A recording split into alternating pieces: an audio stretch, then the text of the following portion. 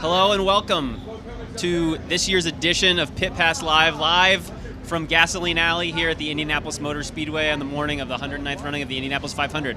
I'm Nathan Brown, your motorsports insider with the Indianapolis Star, joined for our Pit Pass live show with my co-host Charlie Kimball. Charlie, thanks so much for joining me this morning. Glad to have you with us. Yeah, good morning. I tell you, coming in this morning, the just palpable vibe of energy with a sold-out facility, 300,000+ people on their way in. The lines for security were long, but really efficient. So far, so good, but you could feel that energy and that buzz starting to build. As I imagine you guys have heard at home, we had a grandstand sellout for the first time in 9 years, the first time since the 2016 race that was the 100th running of the Indy 500 that sold out the entire facility. Not quite there this year. I know I've seen a stat. We will have more than 325,000 people, 325,000 fans on the grounds today, and I think probably close to 350,000, which is really remarkable. You can start to feel it around this time every year, start to fill in really, really fast, and by the time we're done with this show, I bet Gasoline Alley here will be packed, and we'll be getting really close to race day, which is to the race, which is really awesome. Yeah, it's the energy starts to build. As a driver, I always remember hearing the bomb go off at 6 o'clock, trying to roll over and go back to sleep. But that adrenaline kick when the bomb and the fireworks start never let you go back to sleep exactly. You just kind of turn on some of the pre-race shows, tune into the Indy Star, see what was happening overnight, check the weather for the 100th time over the course of the weekend, and start to get ready. You get up, get moving, and then the first time you walk out of the bus in that driver-owner lot, that's the first time you really feel that electricity that's in the air. And that electricity only builds throughout the course of the day leading up to the green flag for the 109th running. Yep. So we've got a great show for you guys this morning. We've got a list of guests that includes Kyle Larson, Tony Kanaan, Doug Boles, Meyer Shank, Conor Daly, and potentially a few others. We'll see how schedules roll out. Thanks so much for you watching either at home, trackside, wherever you may be. Sitting in traffic on the way in? Very definitely possible. Tailgating. I want to give a quick shout out to Teddy, Manny, and Daniela watching from home. Love you guys. Thanks for watching. So yeah, we're going to get going with our first guest here in just a couple minutes. Kyle Larson getting ready for his second attempt and what certainly looks like a successful attempt at the double here. This will be his second Indy 500 start. A year ago at this time, we were just starting to get some rain. It became very clear, I think, around this time that he was not going to be able to, or he was going to have to pick the 500, missed the Coke 600, but really excited to see what he can do on this day. We've only had one driver ever in the history of double attempts complete all 600 laps at IMS and Charlotte Motor Speedway. Yeah, and I think one of the challenges for Kyle Larson is he's got such a good car here. He obviously has a good car at Charlotte.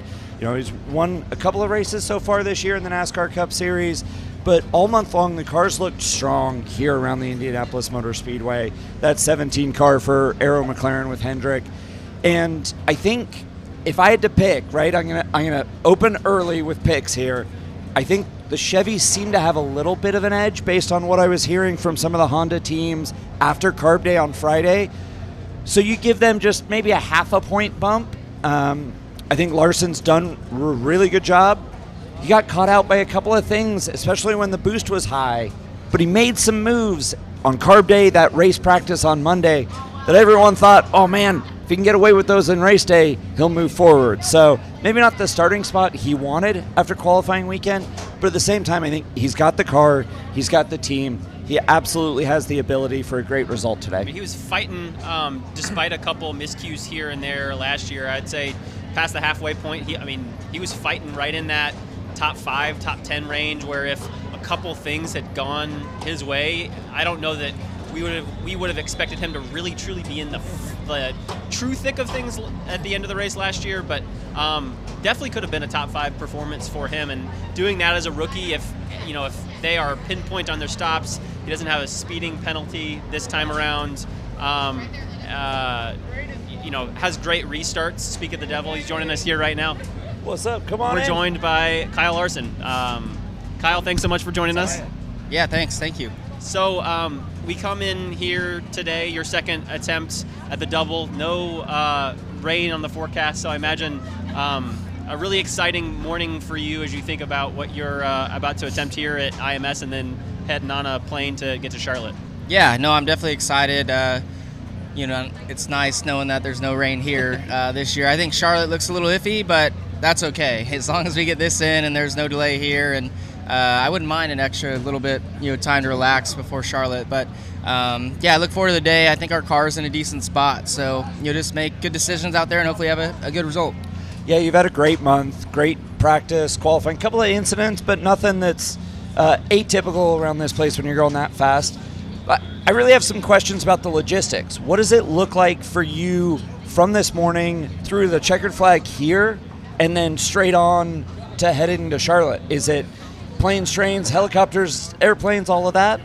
It's pretty straightforward kind of race morning here. And then, as soon as we get done with the race, depending on, I guess, where you finish, hopefully, you win and it takes a little bit longer. But, I'll similar to last year, I'll say goodbye to the team, jump in a Suburban or Tahoe, head over to the golf course there where the helicopter pad is, get a helicopter to the Indianapolis airport, get in one of Rick's jets, and fly to Concord. It's probably about an hour and 10-minute flight, but after you factor in the taxiing and all that, probably an hour and 15. And then, jump in another helicopter there into the racetrack at Charlotte. So I would say from the time the checkered flag flies here till when I'm in the speedway at Charlotte, it's probably just under 2 hours. So pretty wild, but the plane ride's pretty relaxing. Yeah, is that your chance to kind of rest, recover, get some hydration, some nutrition? You got snacks prepped on the plane, ready to go? Yeah, I'll eat some food, get hydrated. We have a nurse on board too to give me an IV. So I got one yesterday on the way here just to make sure that all felt fine. And yeah, we should be okay. The good thing, even though I didn't get to do both last year, I kind of went through the process of doing both. Of the travel and the hydration and all that, and I felt ready to go for 600 miles as I got there. So the weather is favorable today here, so should be all good. So you have obviously all month been kind of pinging back and forth between NASCAR and IndyCar. You did the same thing last year, and you've got a lot of experience driving a lot of different things in your career. Today, when you are actually going through the process of preparing to race an IndyCar 500 miles and race a Cup car 600 miles, and those 2 hours that you have between taking off, finishing the race here, and getting to Charlotte, what do you have to do from a race car driver's standpoint to get back in that NASCAR mode and be ready to drive a totally different car?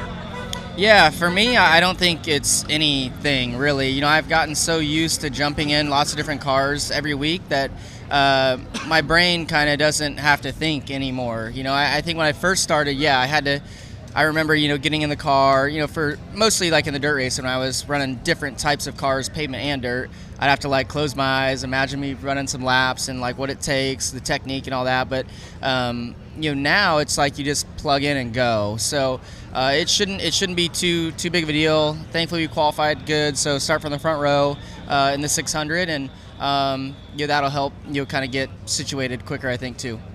So you went through this whole process last year. You went through the Indy 500, all the pre-race stuff on race morning. You feel Gasoline Alley starting to fill up with people. For this year, your second attempt, your second time doing it, what are you most looking forward to on today for the Indianapolis 500? Well, I think what I'm more excited about today than even last year is that I know that I'll get to run both. Last year, race day here at Indy, I really just mentally wasn't that into it. I wasn't that excited because I felt like I was letting half of the deal down. I knew I wasn't gonna be able to start the 600, so that kind of didn't sit well with me. Even though I was excited around the 500, I just felt like I was letting them down, and vice versa. If I would have not ran here, I would have felt like I was letting them down here. So there's just no win kind of feeling for me. So now, I know I'm going to get to run both. I'm going to definitely soak in, I think, race day much better than I did last year. What's your favorite part of the pre-race here and your favorite part of the pre-race as much as you'll be able to enjoy it in Charlotte? Well, it's hard to pick one favorite, I think, thing about, pre-race here at Indy. I would say, just starting off, I would say, walking with your family and your team, through Gasoline Alley.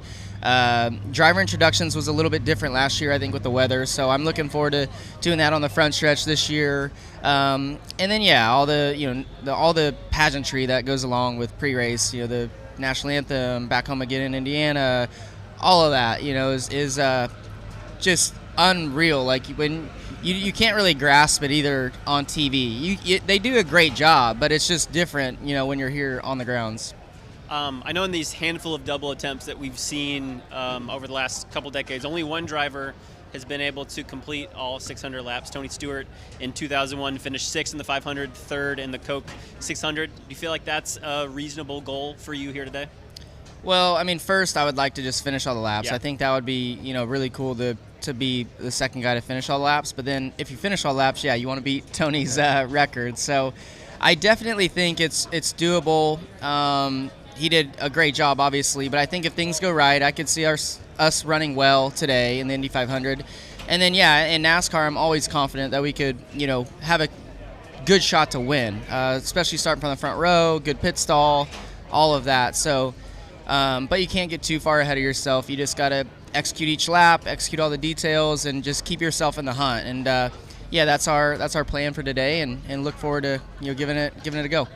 If you got any nerves going into today, what's it about? Is it the start? Is it the first pit stop? Is it the last pit stop? Is it that final restart? I know you had a couple of learning experiences last year on restarts and coming into pit lane. Is there anything that's you've been focused on making sure you're ready for today?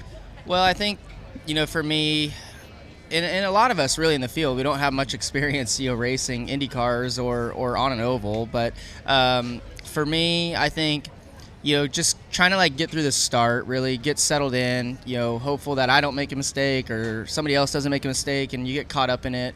So just kind of want to get things settled in. And then I think, from there, then you just race and you try to execute the good restarts and the pit stops, the things that I messed up, last year. So that I've learned from, hopefully. I think I recognize kind of what I did wrong on the restart.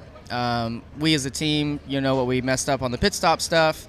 And, I feel comfortable and confident with all that. So, again, I think if you can just limit those mistakes, I know I have a good enough car to chip my way forward, as long as we call good race strategy and all that. So, I just more excited than nervous about anything.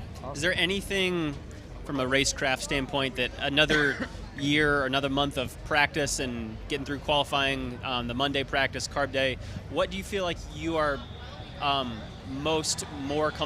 more comfortable with, for lack of a better way to phrase it, than maybe you were last year coming into your first 500? Yeah, I don't know. I mean, Indy's pretty straightforward, I feel like, for racecraft. It's very difficult to pass, and I think more than anything, it comes down to just being patient and kind of letting the race come to you, let the strategy fall into your lap, hopefully.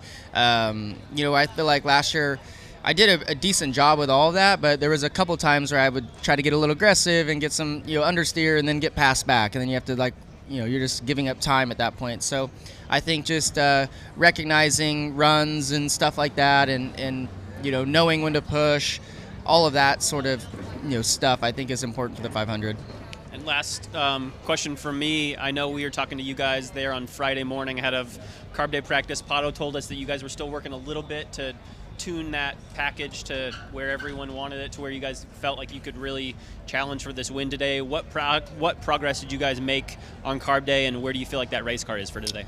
I feel like us with the 17, we got to a good spot on Monday, and I think a couple or the rest of the teammates kind of trended our direction and felt a little bit better on Friday. So I think we're all more confident now. I still think there's a few others that are a little bit better, but I think we're good enough, at this point to be confident what we have to go out there and race and again, just execute. It's not often that the fastest car wins, but I think the team that does the best job wins this race. So hopefully we're, part of that group and can just do a good job.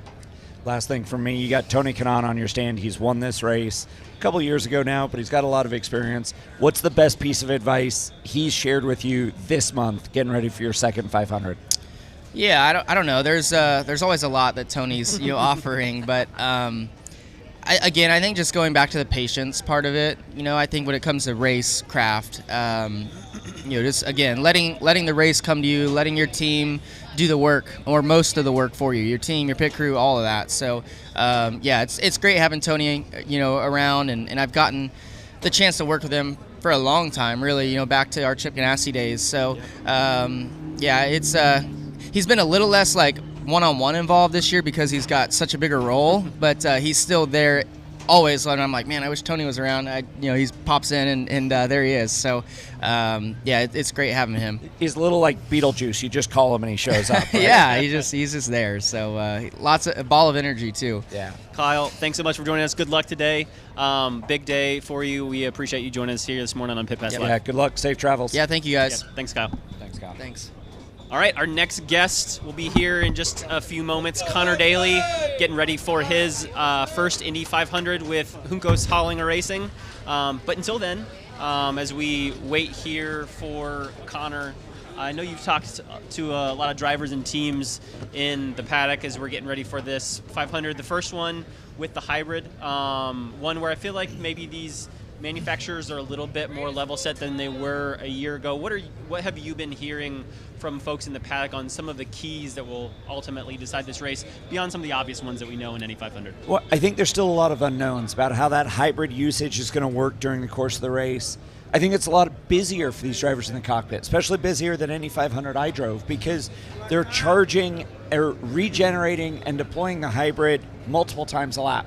Sometimes even in the short shoots thinking, I might have to lift in 2, so they deploy it from 1 to 2. As the balance shifts over the course of a run, fuel, tire wear changes how that car handles. And if you can't keep up with the tools and you're starting to lose the pack, you're going to have to use the hybrid to do everything you can to keep on the back of that train. Yeah, I'm interested to see, because we've heard some different things from different drivers and different teams about whether we'll see more passing this year, whether we'll see less passing, whether it will be about the same. I feel like the best way that a couple drivers have explained it to me is, I don't know that you're going to see passing because of the hybrid, but almost because it is there and because it makes the car more difficult to drive in some respects. We saw 5 crashes in the span of 3 days. Admittedly, as folks were getting ready for qualifying and were more on the edge than they will be today, but I kind of envision a car that is more difficult to drive, is easier to make a mistake with, and so therein lies maybe the opportunities for some more passing than what we've even seen in the last couple of years. And I think with the atmospheric conditions today, it's much cooler than it's been, cooler than a lot of 500s in recent years. Last year after the rain, obviously, it was cooler, but still the fact that the air is so crisp will lead to a really fast 500. These cars will be pretty gripped up. There'll be lots of downforce, pretty free downforce. So you're closer to that edge anyways, just on speed. So as they push further and further, and when you get 6th, 7th, 8th in line, that downforce goes away and you've got that big pendulum of the weight of the hybrid behind you. I've been talking to drivers and they talk about it being more on the knife edge, and as they lean on that outside rear, doesn't give them as much conversation about when it's starting to let go. When the car is starting to give you feedback, it's a lot later in the process of a problem than it used to be. We'll have to see how all of that pans out. I know one thing in that respect I'm really interested to see this year is how these late race battles play out with the hybrid. You've got the thought of maybe you use the hybrid to get into first place, but then are you a sitting duck there on the last lap? When are you, if you're a driver that's in the top 3, when are you trying to make a move? Is it when even in the last lap are you trying to make a move? As you have thought about this a little bit, obviously knowing that all of this is up to chance, we could always have a caution on the last lap and you don't necessarily know how that's going to play out. But if you were in the driver's seat today and you were sitting, say, 2nd in the last 5 laps, what would you be wanting to do as we got down to the checkered flag? I almost look back to what Paddock did last year. And I know he didn't win, and I know this place broke his heart, but I've had this conversation and frankly argument multiple times over the last 2 or 3 days getting ready for this race. I think he did exactly the right thing. No one had made a pass around the outside into 3 the whole month. No one had the car to get on the high side and stick it hard through 3. You go through 1, you make that pass, you're leading. The whole train of cars behind you goes into 1, and it's the last desperation move. Someone gets too desperate, causes a yellow, you win, right? It was the high percentage move for the win, right? Take the lead, get to the front. If I'm making that pass, I'm doing everything I can to regen, even if I'm flat, even if I'm just losing a little momentum through 1, so that as I come off 2, I get the shot as much as I can to protect the speed into 3. I look back at last year, Pato did all the right things. Joseph was just too good. Yeah. That 2 car was way too good. And honestly, he stuck it high and no one else had done it. And that's what it takes to win this race. The higher percentage move, if you're playing the odds, is to lead coming out of 2. Yeah. I wondered too if if you're in that second place spot, let's say both drivers have their hybrids charged all the way up, if you could just even use the draft to take the lead and then still have that hybrid boost, and so you've got the opportunity to use it to defend in some way if you're in first, if someone tries that Joseph Newgarden type move around the outside in 3. I don't know if that would work, if that's enough to make a solid defense if someone tries that, but in theory, at least as I'm thinking of it, it seems like that could be a possibility too. Well, I think here in about 8 hours we'll know the answer to that. I really think no one quite knows. Yeah. No one quite knows. If you've got a good enough car that you don't need that extra hybrid to get the pass done on a draft, then you've got that in your back pocket to use when you need it, right? It's a great overtaking mechanism. It's also a great defensive mechanism once you're out front. Yeah. So as we wait here for Conor to come and chat with us, and we're thinking over this grid, who's maybe a driver outside, say, the Fast 12 the guys that we saw that really have a lot of speed, who you feel like has a really solid shot to contend and factor into this race here at the end? One of the the surprises that wasn't in the top 12 was Alexander Rossi. Mm-hmm. Ed Carpenter Racing cars are always so good in qualifying. Didn't make it in the top 12. They felt like they lost some speed, kind of without a good explanation. I think they feel really good about their race cars. So he's one that I'm like, okay, outside the top 12, he'll work his way inside the top 10 over the course of the first 120, 130 laps, and then be there at the end. He knows how to win this race, yes, on fuel strategy, but he's got the experience. He's won multiple IndyCar races since, and I think if he wins as a first-time dad for a second time, I think he'd really appreciate what it means. You can't count out the 2 Penske's on the last row. Absolutely. What's your over-under on Joseph and or Will getting to the top 10? What lap number? Let's say I'll take lap 110. So I got it in the first half of the race. Okay. And I would argue that that's probably the opportunity exists for a strategic move there. Mm-hmm. So I'm not discounting that. I might be playing the odds a little bit, but I think they've got a good enough car. Everyone I talked to said, what I'm hearing is there's kind of a bracket of the 2 cars kind of half a step or a step ahead of everyone else as far as being able to follow closely. Mm-hmm. Now, when you're on the last row, you've got a draft of 30-plus cars pulling you into turn 1. And I don't know that that's something Joseph has experienced in a few years. It's true. Right? Yeah. Not since the Fisher-Hartman, the Carpenter days, has he been a little further back. I think it could surprise him if he's not ready to get sucked into turn 1 by that big draft. Yeah, I mean, those drivers like Joseph and Will, I mean, you've got some other big-name drivers there in the back. You've got Colton Herta, you've got Ryan Hunter-Ray pretty far back, Kyle Kirkwood, Helio Castroneves, all in that bottom third of the field. That's where I'm watching this first chunk of this race, is to seeing what kind of movement we see out of those, I'd say, final 4 or 5 rows, and see where they can get to in the first little bit of this race. Those are all guys that have either won this race or have been very close and know what it takes on an oval. They're going to be, I wouldn't say frantic to make moves, but very much looking to try and make up ground early when it's safe, when it makes sense, while also not taking too many risks. I think the worry that you have back there is that you just get caught up in someone else's mess, and something that you can't really avoid. There is a sense of urgency, but there's also a balance of, there's a lot of time, right? This is one of those races. I drove past Dario Franchitti backwards in pit lane after his first pit stop, and he went on to win the race. Alex Palou comes back and finishes in the top 3 after getting hit in pit lane. Juan Montoya changed his whole rear wing after an incident at the first pit stop and came through and beat Will Power to win the race. So there are opportunities to move forward. You have to balance that aggression with a sense of urgency, because when you get up front, you're racing cars with a more consistent speed, if you have the speed in the car. The other unknown, you talked about Ryan Hunter-Reay starting a little further back. After that fire on Friday, he has an unknown of what his car is going to do. Mm-hmm. They ran install laps, make sure all the systems work. But what's it going to do when he turns into turn 1 at 200 miles an hour the first time, surrounded on either side by cars? You don't know that. And all the people around him are thinking about that as well. That's a great point.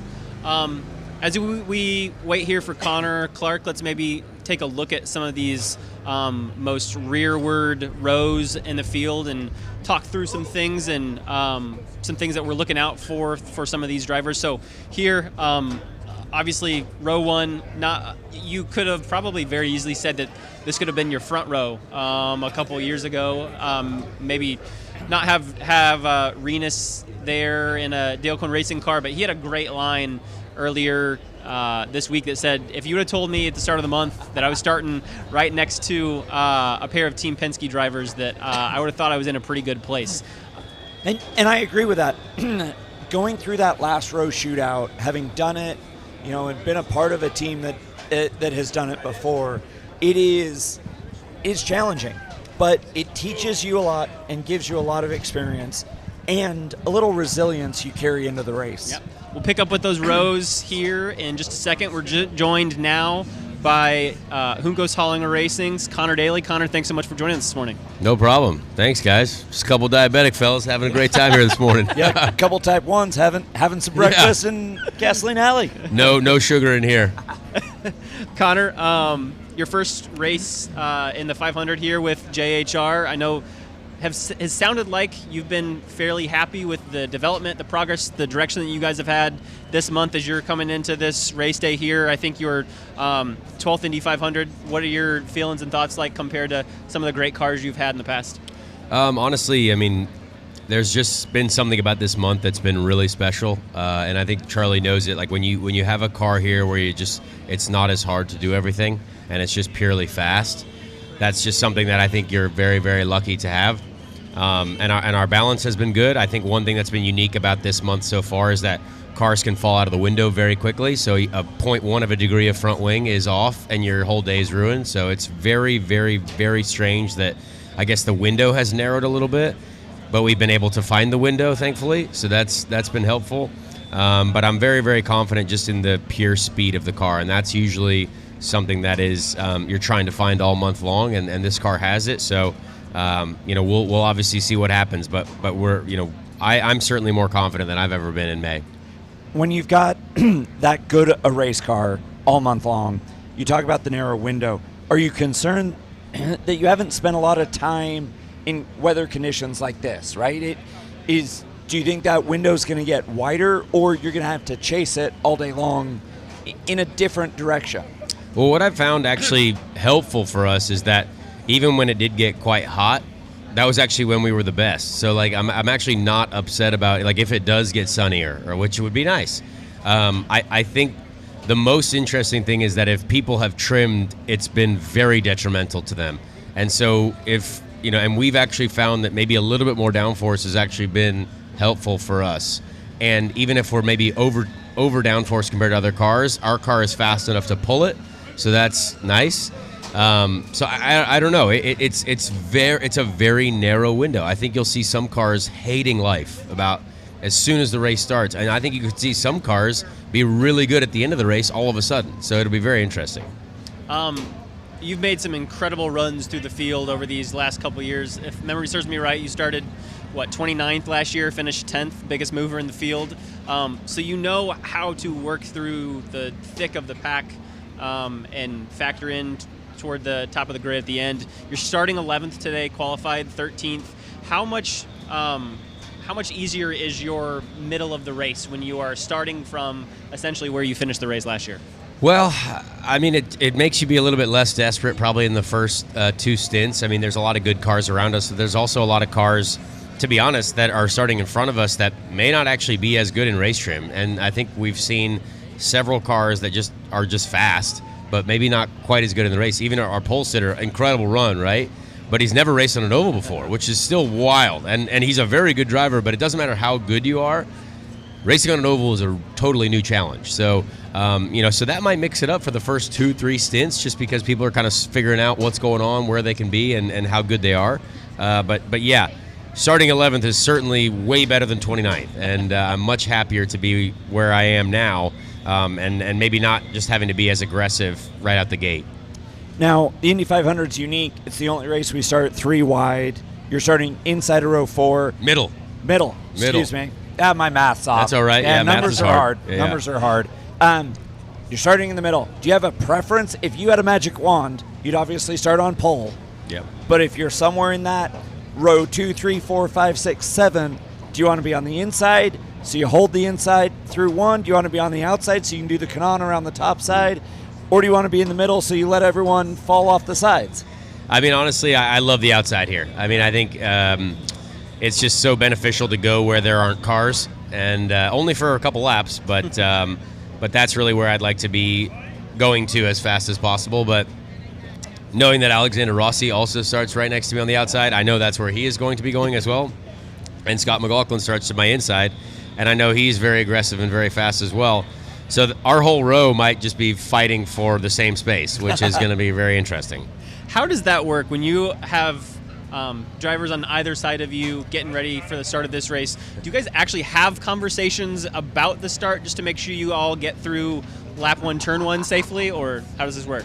No. Yeah, I think, Scott and I were talking the other day because I think both of us kind of recognize who are in front of us, and there are some folks that I believe that, we can get in front of, I would say, because of our, I guess, oval aggression and oval experience. And, I would say even Christian Lundgaard, very good qualifying effort, but he struggled on the ovals the last couple of years, right? I think he's a very, very good driver, but it's one of those things where, you kind of see people like that and you're like, hey, we got to get in front of those guys. You know what I mean? Because I think we have a little bit more experience, maybe a little bit more pace on the race. But that's a very strong team, and he's a very good driver, so maybe he's figured it out as well. So, last question.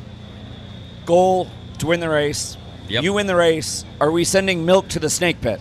I'm gonna accept all the traditions right there in Victory Lane. Yeah, I think it would be awesome. That's our goal for sure, and I think we've got a great chance to do it today.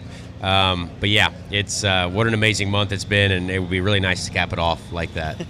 Every seat's sold out. 2016 is the last time we've done that.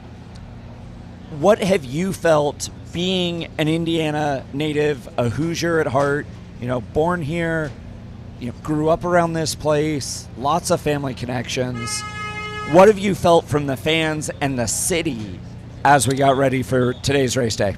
I mean, to be honest with you, this has been, I think, the wildest and coolest month of May that I've ever been a part of. I mean, the 100th was amazing and just historical, but this one, whether it's been practice days, whether it's been qualifying weekend, the weather has been awesome for qualifying. The weather is awesome this weekend. Everything about it has, I think, just brought bright smiles out of a lot of folks and brought people to the track. So this, I feel like, has been, and even Carb Day. I mean, I think the Carb Day crowd is, I don't know what the official numbers were, but that's got to be a record at some point. But everything about this month of May feels like the biggest one that I've ever been a part of. Absolutely. So it's pretty cool. I want to ask you about the hybrid before we let you go here. First Indy 500 with the hybrid. We've seen a handful of accidents here in Fast Friday qualifying weekend, along with some interesting spins during these practices on Monday and Friday. How as you're envisioning this race, how does this hybrid, do you think, most impact how this race is run today? I mean, honestly, I think there's a lot we still don't really know. I mean, you can mess around in practice, but no one's really, like the traffic running in practice, there's always people not really doing everything that you're going to be doing in the race.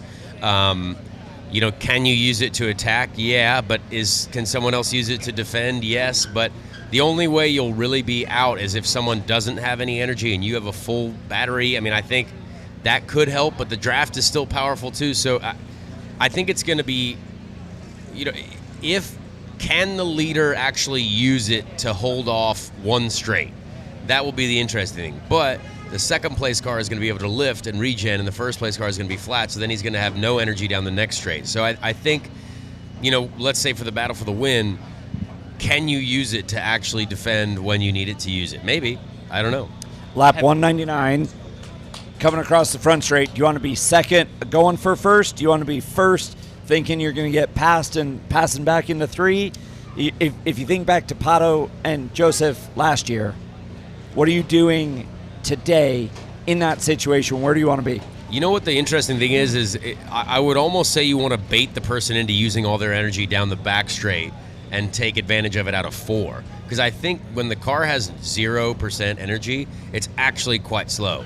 So if you have a full battery and the draft, and I think you can get the job done before you even cross the start-finish line. But that's a gamble. That's a gamble. So I don't know. I don't know if I'm that good of a gambler. So I don't know if I'm going to make that choice. Yeah. Do you think through that? Do you talk through that with your team, with your strategists, with your engineers, or is that something that really comes down to the moment and something you kind of just have to come from spur of the moment organically? I think a lot of it's going to be spur of the moment. I think there's going to be so much. I mean, you get it with push to pass. Like sometimes you just have to use it to defend all of a sudden, and it's the same thing. I mean, we're using essentially push to pass to try to attack or defend, but there is an energy limit. So you will run out if you, like, let's say you're using it all the way down the front straight, all the way down the back straight. Well, you won't have it until you cross the line again. You know what I mean? So there is a limit, and you have to be smart about using that. Yep. All right, Conor Daly, driver of the number 76, Juncos Hollinger Racing, AM PM Chevrolet. Thanks for joining us here on Pit Pass Live. Thanks, you. Conor. Good luck today. Thank you.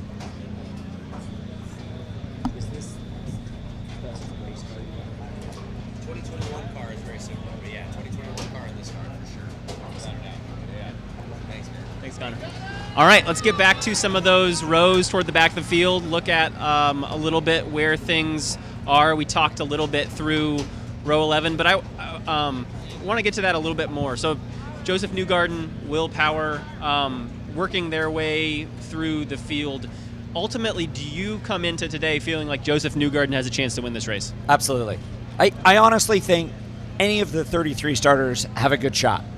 I think Joseph's experience, his 2 wins, Will Power's win here, they've got Team Penske behind them. I know they've had some personnel changes, but at the same time, it's the same crew going over the wall.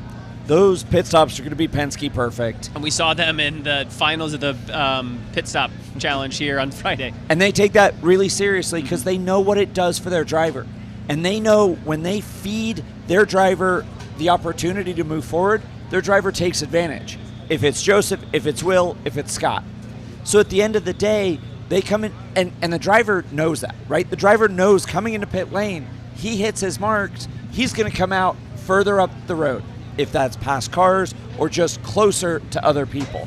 So that confidence feeds back and forth. And when you're heading out after a pit stop, you have that confidence, you take advantage. I think both those cars have a great shot to win. I think Joseph, everyone I'm talking to, says in race trim, running in traffic, he's half a car length closer in what we call the pocket. So you run through the middle of the corner, he can run that little bit closer, so he comes out of the corner with a better draft, better slingshot, more momentum. What we saw on the back straight of lap 200 last year, basically. Absolutely, and I think there's a chance his race car today is better than what he won with last year. I think everyone else is better. He may be just that 10th of a step in front of where he was. He's talked about how good his car is. And when Joseph's confident, the team's confident. Yeah, they've got a hill to climb in the first 2/3 of the race here, but and maybe that plays into fuel strategy. Maybe he comes in a lap early, doesn't quite have as much to fight, but I think we're still going to see yellows. And we've seen it all month long. There's been more challenges with the weight of the hybrid, introducing problems to these drivers that's going to cause a yellow and reset, kind of level set the field. As we look through row 10 and row 9 here, some names stand out. Ryan Hunter-Reay, Colton Herta, Graham Rahal, Marco Andretti among them.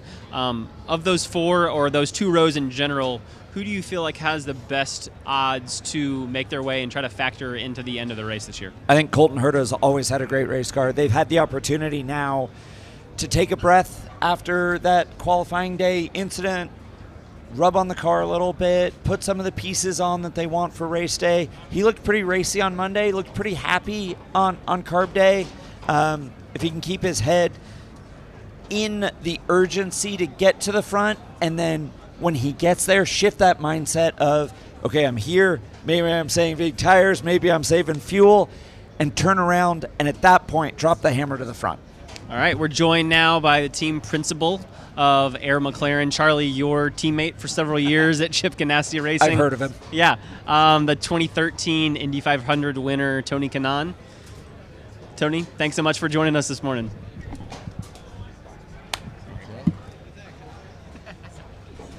It's good to see you. Good morning, TK. Good morning. Busy morning, I imagine, for you.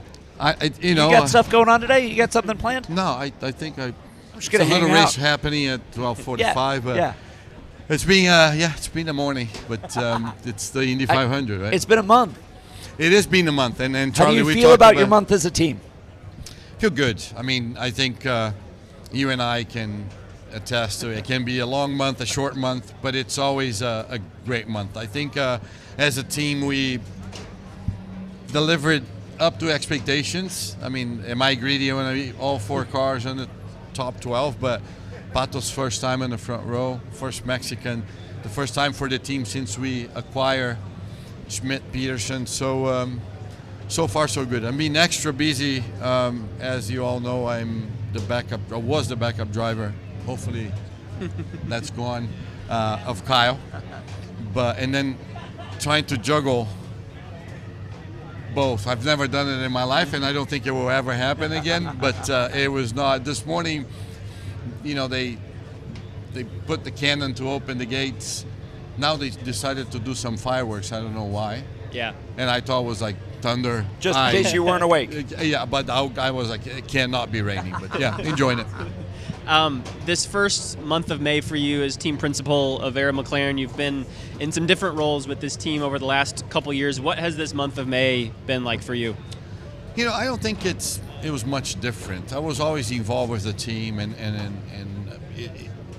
it's the role is different. But I think it was more of a adjusting what should I not say or what should I not get involved anymore. And then the dynamic of the other hand, all the other commitments that I never had kept me busy as well. So away from the team a little bit. So it was an adjustment as far as trying to calm people down. My job nowadays is more controlling people's head than anything else. I don't need to tell Pato how to drive. Charlie was, we talked about getting Charlie to help us in the team. Is more to keep everybody sane.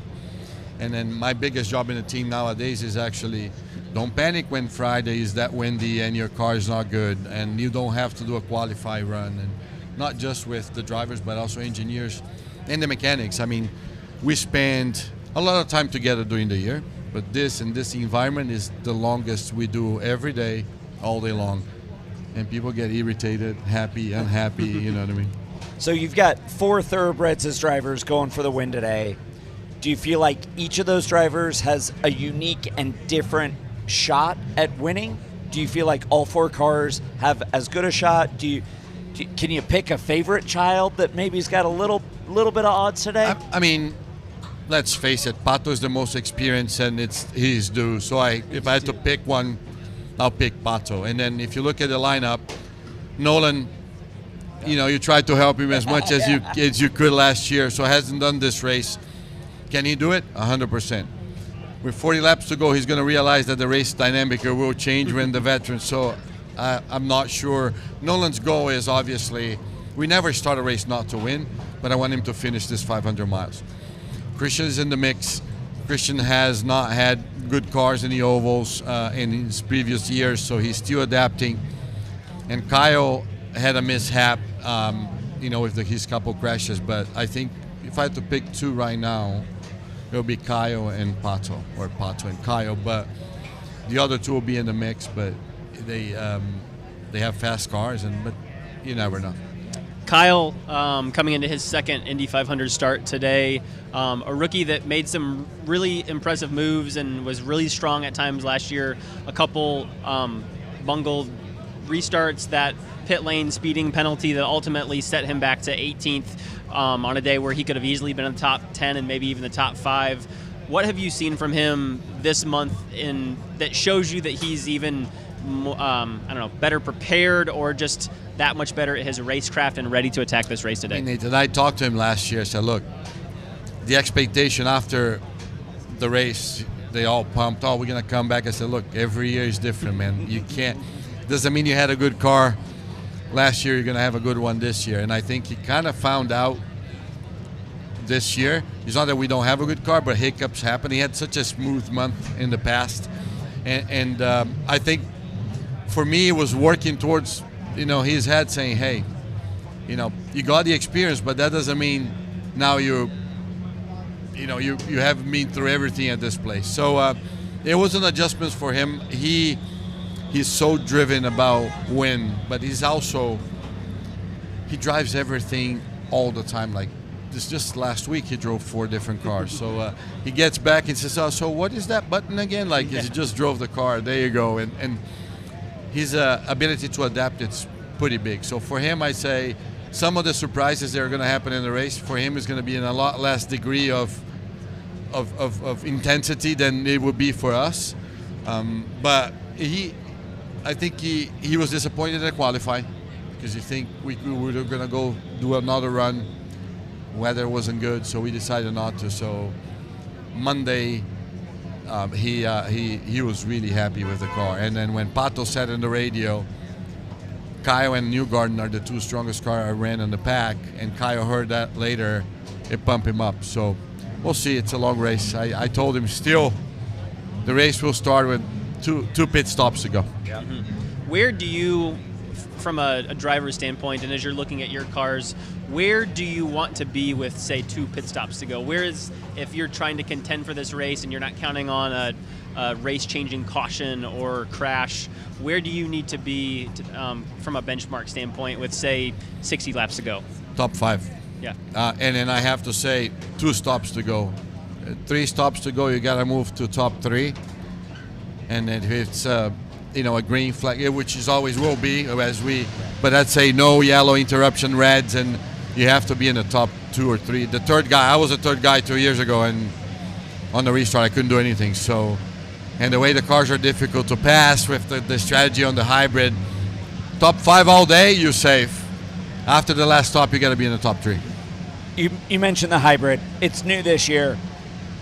What do you think it's going to look like, and how, from a timing stand and a management engineering, are you going to be able to help your drivers shorten that learning curve and use it as an advantage against the competition? I mean, I think everybody figured it out already, right? But yes, and that's going to be up to the driver. If you think about, Pato had a little bit of a hiccup in qualifying. Not that he would have improved his position, I think, but he would have qualified a little quicker, because he kind of like can't get into much details, but it was his error, and that could cost you the race. So in a drag race like last year in the backstretch, it will play a factor. And I know you know this, but for the people that don't, it's an energy power. It's a battery that gives to the engine, but once you use the battery, it needs to recharge, and recharging actually takes power away from the engine if you're not lifting. Last lap, I don't think anybody will be lifting, so you have to be smart to have it, right? Because if you have to regen, as we call it, the recharge, you don't want to do that. Do you think if the guy leading is out of power for his lap, guy in second's got a full battery, do you think he can out-drag him to the line? With no power? Yeah, no power to full battery. No, but I think if the guy leading has no power and the guy in the back uses, when he starts using, I would regen and then try to have a shot. But you don't want to run out of power on the hybrid on the last lap. So you want to have a couple extra bullets in your belt ready to go coming out of 4. Yeah, but Charlie, think about this. The way it's tough to pass, when do you use it? Because during the race, guys, we always measure ourselves.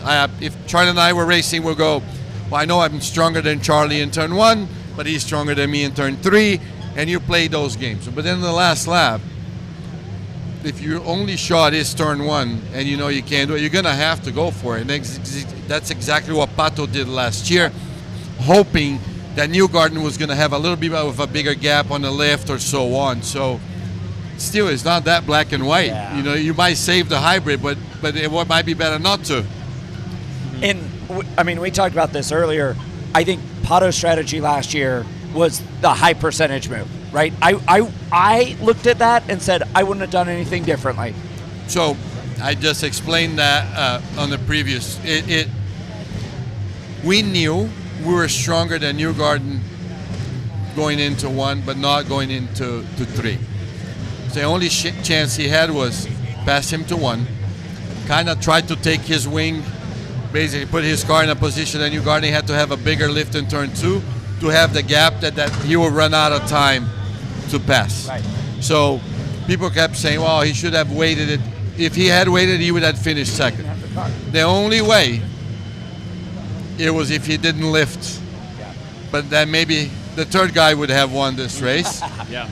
But we've both been in that situation, sitting third, hoping first or second makes a bad decision. You're there to pick up the pieces. I was there when Sato and Dario crashed. Me and Dixon were the next guys. I'm like, ooh. Yeah. So at that point when you're third, you're just waiting for something to happen. Right.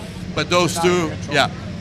My last question for you would talk a lot about Pato. You had a front row seat to watching him finish runner-up in 2022. That was the year you finished third with Chip Ganassi Racing. Came so close, fighting for it in 23. As we mentioned, finished second last year. This combination of experiences over these last 3 years coming so close and ultimately falling short. I know you've had some experiences with that in your career before you broke through in 2013. What lessons and in what ways do you feel like he's even better prepared this year going into this race? Nathan, we talked about this. I mean, it took me 12 years to do it, and hopefully it won't take him that long. But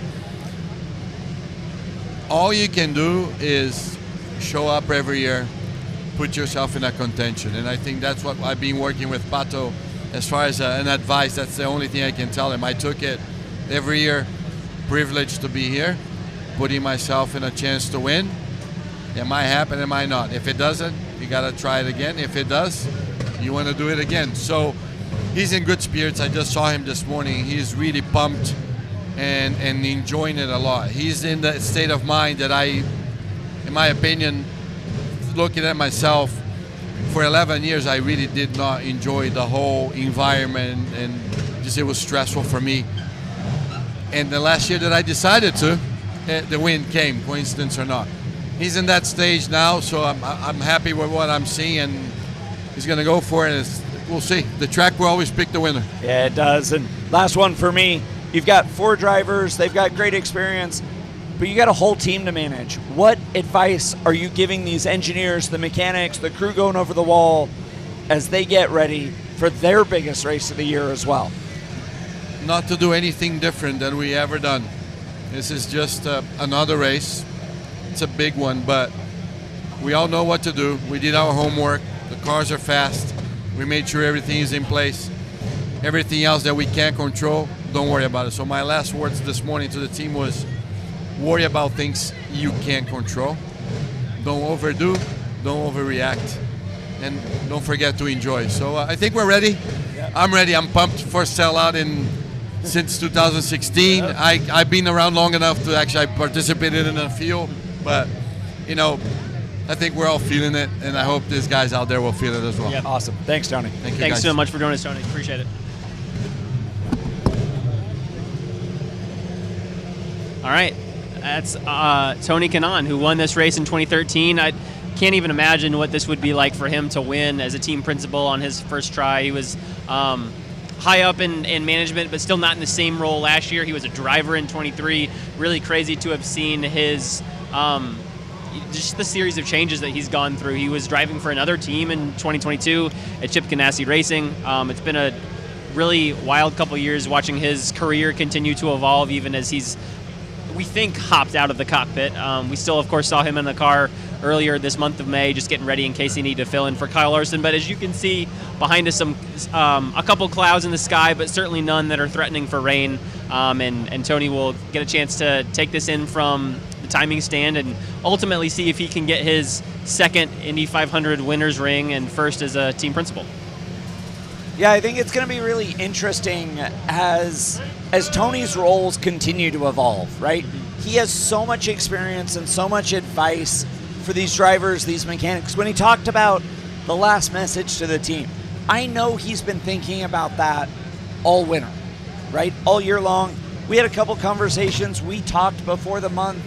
He was driving home from the race shop at 10:30 at night, and he had a workout scheduled at 4 the next morning, right? Like, he has given this role, this job, not just this month, but all year, everything he's got. And I think you see the trust that the McLaren organization has put behind him, because Zach Brown is not coming to as many races. He is letting Tony, the buck stops with Tony. And Tony has grown into that managerial role in a great way. Like, I'm not sure I've ever seen that out of him. And it's been really fun as a teammate and as a friend to see him step up and lead a team. And he talked about Paddock paying his dues, and one of the things I learned here is you have to run up front before you learn how to finish up front. And you have to finish up front before you learn how to win this thing, right? Alex Rossi's probably the anomaly there. The exception, yeah. Yeah, large exception to that rule. But Pado's finished up front a couple times. And Tony's right. He had a better car coming out of 4, going into 1 than Joseph last year. Joseph had a better car coming out of 2, going into 3. If the checkered flag was on the back straight, if those 2 corners were flipped, I think you're talking about Pato being an Indy 500 champion. Yeah, absolutely. So it's going to be about who has a better car in the right corners at the right time, and you have to keep making it better. That's the other thing as a driver. I don't know that teams and drivers talk about it as much as maybe we could.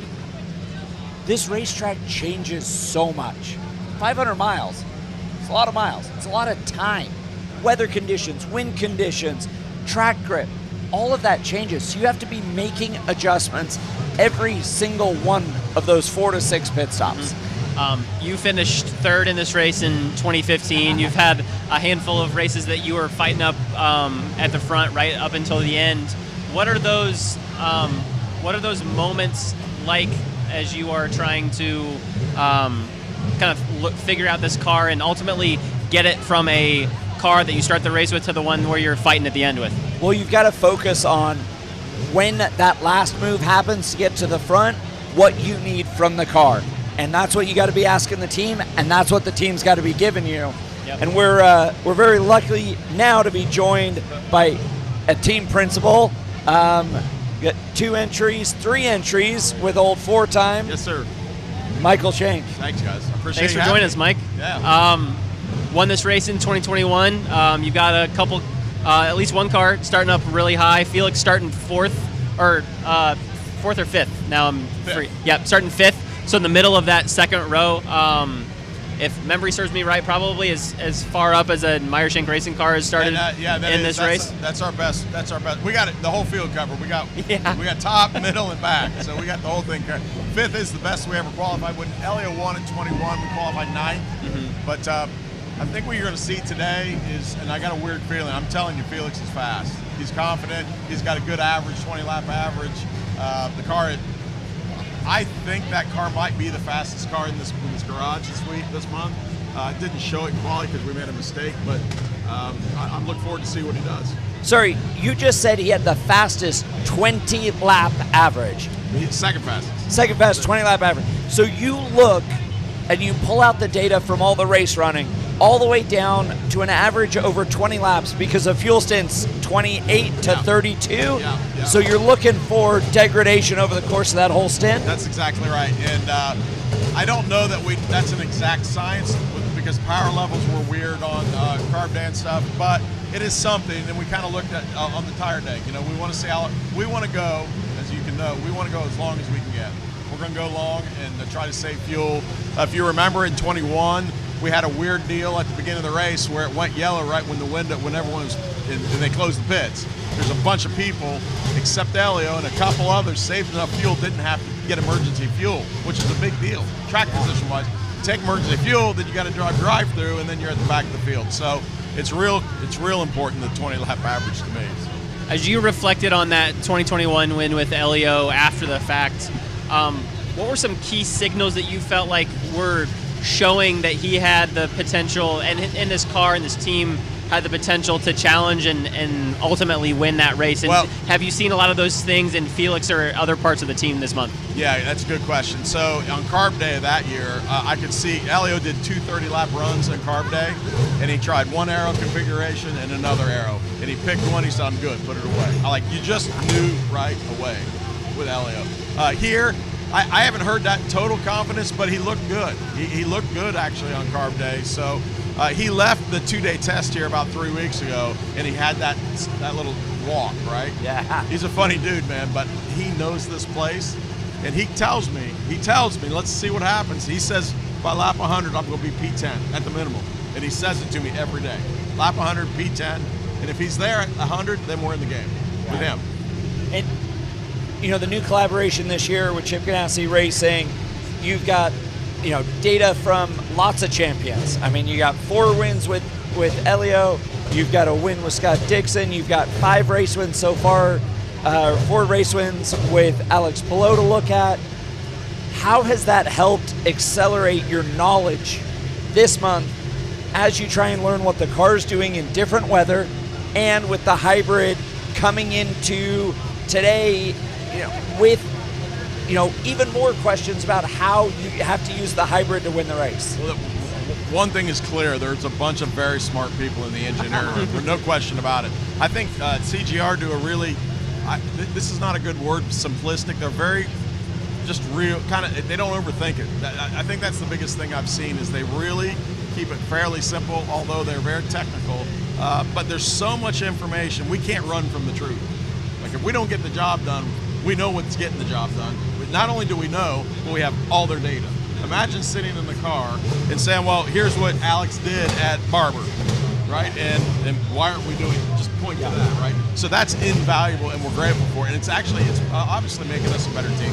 Yeah, you know, as a driver, when I drove for Chip, his number one piece of advice was do the obvious things right. And I think that has permeated that organization. And it's nice to see and hear you learning those lessons and applying that. You know, you've got a great shot with Felix and Helio. How's Marcus feeling? Because it was an incredible effort, and I think I want to give a shout out to your team and your crew. Yeah. The monumental effort to get a car out on Saturday and then just show up, execute in the stress last chance qualifying to make the race for Marcus. How's he feeling coming into today? He took a big hit. It was a big one. And the tragedy is that car, I think, might have been quicker than Felix's just from a car structure. We spent a lot of time in the wind tunnel with that thing. It was really good, which is tough, but that's what happened. So I think he took a big hit. I think it's taken him a while to readjust and get his timing back. More, you know, when your timing's not right, you turn in early, which if you have an understeer to begin with, you're already turned in there. You know how that is, right? Yeah. When you're losing it, you lose that. That's the best word I can describe it, is timing. Your timing's all cattywampus, right? Especially when you get in the train, right? So he's got to get that back. He'll be fine. He's very, very talented kid.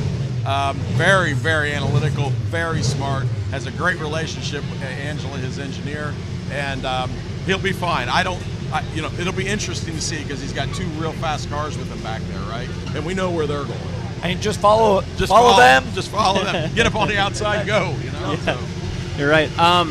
Helio starting this race at 50 years old. We haven't seen a 50-year-old driver in the Indy 500 since 2000 when Lynn St. James made her final start in this race. You've been with Helio now for 5 years. Is he any different? Is he just the same guy that you were running with in 2021 when he won this race? He's absolutely the same guy. In fact, he's in better shape. He's physically stronger and bigger and better. He's the same guy. As you know, to get parachuted into one IndyCar race a year, it's the Super Bowl, is tough for anybody. I don't care who you are, right? But he knows this place so well. He's got so much experience. I think he's there 100% still. So he'll get this year, maybe one more year.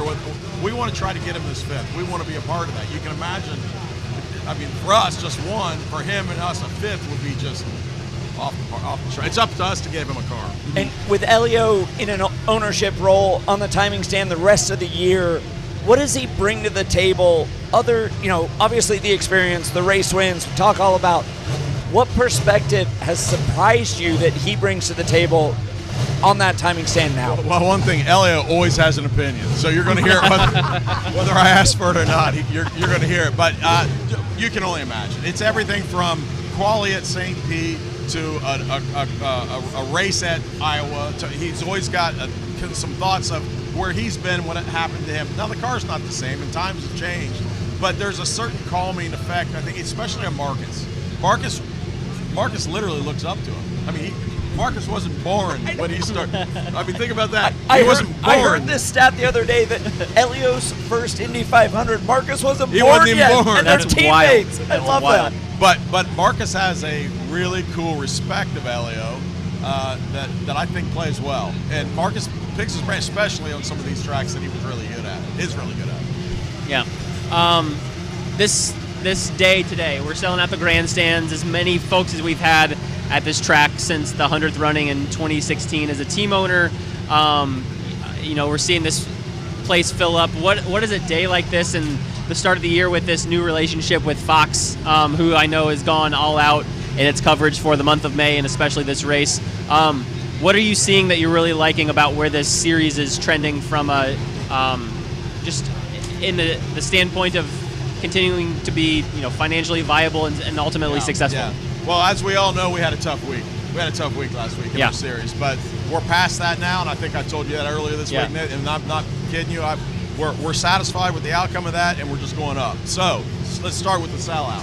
When's the last time the TV's been lifted in central Indiana? 16? Well, 20 with COVID. Okay. COVID, 2016 when we sold this out. So I think obviously that's the obvious low-hanging fruit, but if nothing else, we do have momentum. Our events have been great. We've had huge crowds everywhere we've gone for where we go. We just got to keep pounding. Get Fox to keep this intensity they have up. Get more eyeballs on our product. Get more partners. If you look consumer brands on our cars, including us, we have more consumer brands on our cars in the Indy 500 than almost in a year I can remember. Right, and that's the important. That's what NASCAR does so well. They have so many real consumer brands, and that's kind of, in my mind, marketing-wise, because it is still tough to make a living in IndyCar racing. It's really, really difficult. We have to raise every dollar, and hopefully, this is trending the right way. Or I'm all in. I'm pushing all in. Well, and I think it's awesome to see those consumer brands, and Jim's support, Jim Meyer's support with SiriusXM, having Creed on the car, but also Can you take me higher? We're ready, bud. We're ready. I was going to stay away from that. The fact that you guys have leaned into that and put a speaker on the car, some of those storylines that you talk about consumer brands and eyeballs through the Fox programming, but also leaning in to being a fan-friendly, interactive sport that is the greatest racing on the planet at the biggest sports event in the world is really impressive. Team owners like you are, I think, the lifeblood. Yes, the big teams will be there. They're the cornerstones. Yeah. But you guys, Ed Carpenter, AJ Foy, those are the lifeblood of this series, because that's what makes it really special, is that depth. Yeah, we're working hard, obviously, to become a cornerstone team. But, in sports car racing, we've won and done super well, and we're kind of there. IndyCar's been a little tougher for us. We obviously won the Indy 500, which helped a lot. But bringing brand, you made me think of something. You know, this Creed, like this promotion, these things we do with SiriusXM, bringing these artists in, is a huge deal. It puts more eyeballs on the product. When the band's engaged, like Creed has, it's but John Bon Jovi did it in St. Pete. Like when they lean into this, it helps us, the whole paddock, right? Yeah. And we're going to do more of those. We got some interesting people coming and groups coming later in the year. And again, it's all about getting people to pay attention to us again. In the young, look behind us here today. Even the garage, which is not all access, is full. Right? Yeah. I think it says a lot. And you know, Jim and I are going to do whatever we can to try to stay away from the negative and keep it going positive. Well, Mike, thanks so much for joining us here on Pit Pass Live. Good luck today. Best of luck to you guys today. Yeah, thanks. All right, as we wait for our next guest, who I believe is the IMS and IndyCar owner, Doug Boles, here in just a few minutes. We'll talk through a little bit more of this grid here with Charlie. Start to look at rows 5 through 8. So we've talked about some of these drivers already here today. This is where Kyle Larson starts on the inside of row 7 in that 19th spot. We've got Helio on the inside of row 8.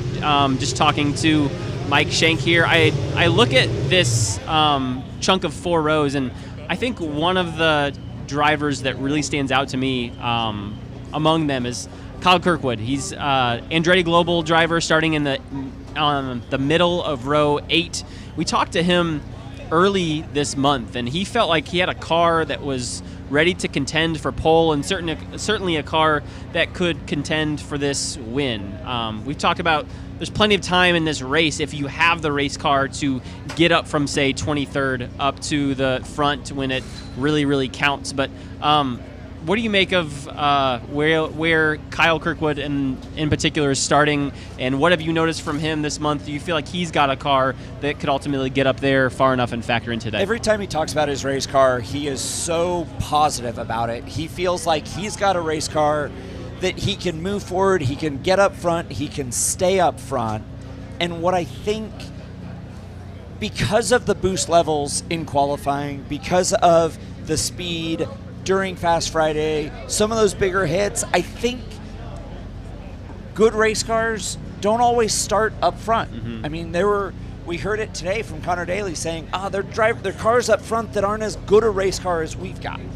So I think Kyle Kirkwood, every time he talks about his race car, lights up, right? And that confidence, if his car is good or bad, that confidence in his car is almost worth more than actually having the speed in the car. So I think that shows really well. That whole 8th row with Helio, Kyle Kirkwood, Nolan Siegel. You know, if I'm someone like Nolan as a rookie, he did the whole month last year. I was a part of that program. Didn't get to actually do the race. This year, he has all that experience, get to go do this race. If I'm him, I'm following what Kyle and Helio do as they look at Callum Ilott, maybe a little less experience, Louis Foster as a rookie, and then follow Kyle Larson through to the front. Yeah. Another name on this list, or really a couple that stand out, those drivers on the middle and outside of row 5. Ed Carpenter, who it's been a couple years since Ed has really factored into the end of this race. I think he finished in the top 5 in 2020, but it's been rough goings here for a driver who contended for this win, finished second in 2018. An incredible qualifying career here so far. I think one of his best starting spots, at least in the last couple years, maybe a little bit closer than he's been at times. I'm interested to see what else we have in store, or what else Ed has in store for us here. This is the first year that he is truly a 500 only driver, so this is his only time running until May of next year. So this is a big opportunity for him. We don't know how many more of these 500s he ultimately will run, but I'm really excited to see what Ed has in store for us today. Yeah, and I think my sleeper pick for the field and for the win is Santino Ferrucci in that number 14 car. I can't imagine what this place is going to do if Santino Ferrucci, an American driver, pulls into victory lane in a car in American flag colors, that Homes for Troops, Turns for Troops program with ABC Supply, driving for A.J. Foyt Racing. A.J. Foyt walks into victory lane in the Indy 500 in a sellout crowd. I know there's no roof here, but it's going to blow the roof off this place. I think it would mean so much to so many people to see AJ get another ring. It would, and it's been an interesting month for that team. We're used to these last couple years to AJ Foyt Racing being in the Fast 12. Last year, I think even the Fast 6. I think Santino qualified 6th. A couple years ago, he ultimately finished 3rd in 2023. Had another top 10 finish. I think his 6th consecutive top 10 finish to start his career here at IMS for him. Starting a little further back than he has the last couple years. And I know there have been moments where he's been really frustrated with where this car was. They've been tinkering on setups. I know they tried something out in this open test that ultimately seemed like he didn't really like, and they reverted back to, and it's kind of been off and on. It seems like there are good days for him, there are bad days for him, and I know that's not abnormal, but what have you heard from him and seen from him on where you feel like they ultimately got here on Carb Day? So I think there's a quiet confidence within that team. I've been talking to some of my friends on that program from when I drove for them, and there's a quiet confidence and just almost a reserved belief. Like, they don't want to speak it because they're afraid it's too ethereal. But at the same time, that's kind of what it takes around here. You almost have to have that's almost the ante to make the race, is that quiet confidence, that belief you can do it. They feel like they've got a good car, and if you give Santino Ferrucci a good car at the Indianapolis Motor Speedway, he knows how to do it. Sometimes it's through the grass, sometimes it's around the outside, but he'll get to the front. I know they've worked a lot on their pit crews. You gotta get the job done in pit lane as well. So I think what we're hearing more and more is how that window of a good car, or even a great balance, a great setup, is so narrow. And I think that comes down to the added weight of the hybrid, the added load on that right rear tire as it sits on it in the corner. All of those different things mean the window to have a great performance and a great race car, great speed, is narrower than it's ever been before. Mm-hmm. And let's not forget, too, that this team in AJ Foyt Racing still has this technical alliance with Team Penske. It's not been talked about quite as much this month of May. Michael Kanan no longer with the program. Team Penske not starting quite as dominantly high up as they were last year, sweeping the front row. So I don't know that has necessarily been totally top of mind, but this team still is, either their engineers are debriefing and conferencing with Team Penske engineers. They have a lot of the same knowledge. They've got access to a lot of the same things. So, as we talk about and think about Joseph Newgarden having a great chance to rocket up toward the front, Santino Ferrucci is several rows already higher up and not nearly as much work to do as Joseph Newgarden does. Yeah, and as we see cars start to roll out to pit lane through the gasoline alley break here, this is when that energy starts to ramp up for these mechanics. They've been here. Most of the call times for these mechanics are 4:30, 5 a.m. Get here, maybe get a nap, get some breakfast, maybe watch a little of the pre-race from Monaco, watch some of the Monaco Grand Prix in the garages, make sure nothing's moved over the course of the weekend, everything looks like it's supposed to. And also I think there's a chance now for the engineers, especially this morning, to do a little pre-work, right? Because biggest race in the world today. Tomorrow, you got to start thinking about Detroit, right? We go racing again next weekend. So the engineers maybe starting to do some setup work, think ahead, even if it's just to stay sane so they're not too locked into what's going to happen today and worrying themselves so much that they get overloaded. But you work a little bit ahead, but I think we're about ready to get joined by an incredible promoter, a great guy, president of the Indianapolis Motor Speedway and IndyCar, Mr. Doug Boles. Charlie, how are you? Nathan, Doug, good morning. Morning. How are you guys? Pretty good. The question is, how are you doing? Did you get any sleep last night? I got a little bit, actually. I don't normally, but last night I probably got an hour and not quite an hour and a half. But I sat down, I wrote my letter to staff to thank the staff for all that they do, and took a shower in the absolute dark because everybody was asleep in the camper. I didn't want to turn any lights on. And then I sat in bed and looked at emails. The next thing I know, I'm like, I think I slept a little bit, which was pretty cool because I normally don't. So what are you doing overnight as you now I know in your new role, president of IndyCar, along with president of IMS? What are you doing this day before, night before, getting ready for this race from your seat? Well, so most of everything we're doing is just make sure everything's set.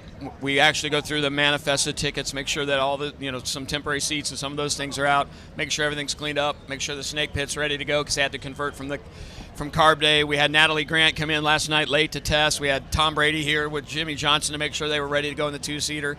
So just making sure all those pieces are put together. And then I spent my time out in the Coke lot and in the town of Speedway walking around hanging out with fans and the guy with raccoons all over his back. I mean, it was just a crazy night, but it was a lot of fun. It's been an incredible month. You guys have sold out seats. Your team has done an awesome job promoting, selling, fulfilling. Like, everyone I've talked to has the highest level of praise for your team and the Indianapolis Motor Speedway. What do you feel on race morning on a sold-out day like this? What do you look around and it reminds you what is so special about this place? Well, my note, it's funny you say that, my note to staff last night was we finally did it. We sold it out in a year that wasn't the 100th running. It's really, really special. And I just remind the team to take care of each other, support each other, but I want them to pause for a minute and look around and realize what they've done. They've set a stage for 350,000 people to make memories here and for 33 drivers to have a chance at immortality in motorsport. So for me, the biggest thing for me is just that I want them to take the pride in what they've been able to set the stage for.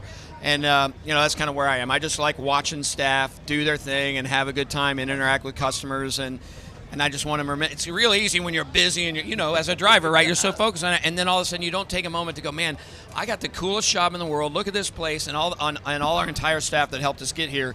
I just want them to celebrate themselves, right? And that's so for me, it's just trying to encourage the team to take a minute and then get right back and get focused. And we'll do a little celebration tonight, a little toast. But I just want them to look around when the start happens and know that they put something real special together. So I know we won't have quite as many people in the venue as 2016, Correct. But sold out the grandstands all the same.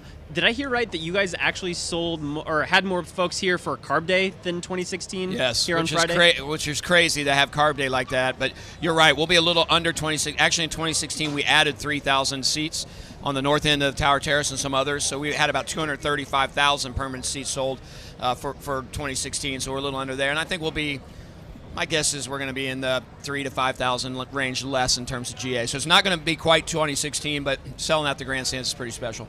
Yeah, but you're talking 3,000 to 5,000 out of 300. Oh no, I know that's a right, monumental effort, Doug. Yeah. And it's obvious the passion that you bring not just to this place but to IndyCar now in this new role. What has been different this month with those two roles melding? I know you've had challenges on the IndyCar side. There are always challenges. There's always speed bumps, right? But what has been different that you weren't necessarily expecting to see? Well, I think the challenge really is the point at which it really hit me that it's different. So the promoter in me, is always wanting to talk about how great our sport is, always wanting to introduce people to our sport. And when we had our challenge this Sunday in qualifying, it's immediately trying to figure out how do you turn off the promoter and turn on the lawyer and the business side of it. And it was uncomfortable. But so that's the biggest challenge is trying to divide those two personalities inside this one body. And it's easier to do when you're not dealing with a big challenge. And then we dealt with a big challenge really so I went to graduation at Carter on Sunday, right? Congratulations. Which was really cool. But by the time I got back here, I missed everything else. I didn't get to have the family dinner celebration. I didn't get, because I was here and literally up all night. So I missed all that, but it was, so really from that point on, almost until the concert on Friday, was really the first point where I went, okay, I'm back to where I want to be for the Indianapolis 500. So that challenge is trying to figure out how to balance those two parts of the job. I think what has been the most difficult, and I'm most comfortable in this part of the job, right? This is the part of the job I love. And then having to go through the other one, especially given the fact that it was a rough call to the boss, right? But we'll see hopefully I don't have to deal with a lot of that. On a day like today, when you're both the president of IMS and the president of IndyCar, what kind of a split between those two roles are you? Are you very much more in this IMS role today, or what does your day look like, and how are you splitting your responsibilities? So I'm probably more in the IMS role today. Mm-hmm. Certainly, You've got Kyle Novak and Mark Sybil and the entire team, that's really managing what's going to happen on track today. Just checking in with them, making sure that they're good. And then if they need me as the race goes on, then I'll get involved. I'll be close to race control if we have an incident on track or something, so that I at least can be involved in that. But for the most part, at some level, I want to be removed from that too. I want Kyle to feel like he can make decisions and Mark to feel like he can make decisions. And if they need me, I'll get pulled in there. And really, a lot of the love you too. a lot of the the focus for me is really on, like I called Chris Blair to check in with Chris at Gateway to say, look, what do we need to be doing? I'm trying to get ahead of it and start thinking about what are we doing for the series past today. Mm-hmm. And you got a few things going on today. You encourage your staff to take a moment and soak in what they've done. What does that moment look like for you? Well, there's two today for me in particular. I get a chance to drive the Boyle Special, Wilbur Shaw's car here at about 10:30. And then I've done that once before in pre-race and literally going down the backstretch, just talking to Wilbur out loud while I'm driving, and tears coming down my face because just the connection to the guy who wins 3 Indy 500s, becomes president, and that car is such an iconic car. And then you look and see all the people around. So that's the other one. And then standing at the front of the grid before I get in that pace car to help drive things around at the start, and back home again in Indiana. And that's when I really realized the Indianapolis Motor Speedway is on an international stage, and there are 40 different countries represented in the grandstands, all 50 states. But for those 90 seconds, everybody's a Hoosier. And that, to me, is one of the most powerful, it is the most powerful part of the year for me, not just race day. And I think it's such an iconic statistic that 1 out of every 1,100 Americans is going to be in Speedway, Indiana. And what an opportunity to showcase not only an incredible sport, an incredible race, an incredible venue, but an incredible city and state. I call myself a Californian Hoosier, and I live it because every time we come back home again in Indiana, it reminds us how great this place is as a state, not just because of the Indy 500, but in big part because of it. 100%. I always say, my job's to sell tickets. But if all I do is sell tickets, I've failed in the platform I've been given. That platform for me is really talking about how great this community is. Starts with the town of Speedway, rolls into the city, and is certainly about the state. So that's definitely one of the things for me that I'm always trying to talk about. The idea that we get to share today with the Pacers is amazing. Yeah. And all the people that come in, the focus on Indianapolis is so great. It's 1 in 1,100 people in the U.S., but inside the track today, it is the second largest city in the state of Indiana, literally inside the racetrack. I mean, it's really crazy to think about. This city of 275 acres inside this 1,000-acre campus is the second largest city in the state of Indiana. It's pretty impressive. As we look at some of these big storylines today, you're a historian of this race and this track. We've got Kyle Larson doing the double, Joseph trying to do something no one has ever done and winning 3 straight. And winning from the last row, right? Exactly, I mean, it's a double thing there for him. No one has ever done as well. You've got some incredible drivers who I know would make a lot of noise if they won for the first time. Among some of these storylines we're looking at, what's something that you are acutely keeping an eye on outside of how Conor Daly does today in this race? Certainly paying attention to that one. And close to Conor would be Ed, right? Ed Carpenter wasn't born here, but for all intents and purposes is a native of Indianapolis, so that would be pretty big. Helio on the 5th is, and I'm mixed on that, right? I think it'd be really cool to have the 5th, but I also love the fact that we have 4 four-time winners. And as Rick Mears told Helio in 2021, that 5-time win thing's a lonely club. You don't want to join that club. So a lot of those, and then Ken Palou do his thing. A rookie on the pole, first time since Teo Fabi, which is crazy. A lot of great things. I just hope it's a safe race. I hope there's that Cinderella story none of us have heard about. Maybe not a winner, but somebody that comes and has a great finish. I mean, you know what it's like, right? You just never know. You strap that car on, and who knows what happens. And there will be some storyline that comes out of this that we aren't thinking about right now. And this place absolutely picks the winner. She does. We've seen that in years. I've been part of races where she's picked the winner. Looking back and reflecting on the month so far, what's been your favorite storyline, your favorite moment that went, yeah, that's what makes this month of May so special before we get to the race? Well, for me, I think the most special moment was Carb Day. Just seeing the number of people that showed up on Carb Day and how much fun people had. The number of kids we have had this month has been outstanding, so that's been pretty powerful for me to see. But Carb Day, and I kind of do this every year, we have practice, and you know how it is. You go out and there's a few thousand people here, and it's pretty empty. The place is huge. And then Carb Day comes around, and you go, oh my gosh, and the people on Carb Day, and then we just times it by 6 or 5 or whatever it is for today. So Carb Day is always that moment where I go, oh yeah, this is a special place, and like I said, I it is Christmas Day for me, 100%. Yep. I know you've worked really closely with Eric Shanks and his team over at Fox today. For folks who aren't at the track and who are watching this race from home, a really special broadcast in store for them. What are you most excited about what you and Eric and both of your guys' teams were able to put together for this first broadcast of the Indy 500 on Fox? I'm really excited about pre-race. I mean, I think pre-race is going to be outstanding. We got the two-seater back again. Having Jimmy Johnson drive Tom Brady in the two-seater is pretty cool. A couple of goats, right? I know, it's crazy, right? And I'm a Peyton guy, right? And a Colts guy. And, like, Tom Brady's kind of like the devil in Indianapolis, right? I got a chance to meet him last night. The dude's huge. But the smile on his face and how excited he was to be here, and it's like, okay, I like you now because you like this place. But all of the pre-race, I think, is going to be outstanding.